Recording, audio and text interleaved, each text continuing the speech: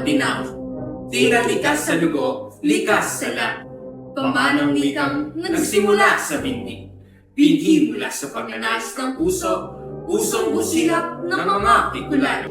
Siyang makatutulong kahit papaano sa kanyang pamilya at mga kapwa-tao.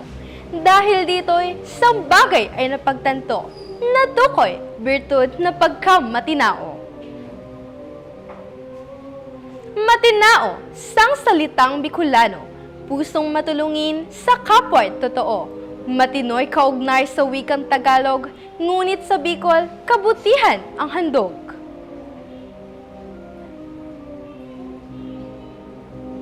Pagkamatinao ng Bicolano'y ang pagkahandang tumulong kahit sa dusang.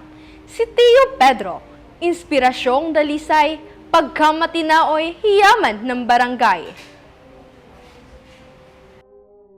Sang inay lubos na pagkamatinao, sa ikabubuti ng anak, pinayo. Pagkamatinao, kanyang matuklasan, pagkamabigay ay siyang maalaman. Samahan ng pamilya ay lumalalim. Sa bawat bigay, may galak sa damdamin. Sa komunidad ay hindi nag-iiba, bigyan ng susi sa pagkakaisa.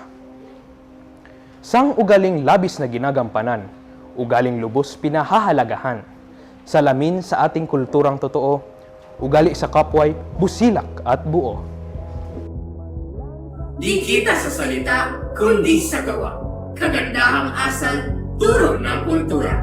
Sa huli, ito'y di lamang binibigkas ng mga Bicolanong mabuting bitas. Pagkamatina, siyang likas na taglan. Sa pamilya at bayan, tulong ay alay.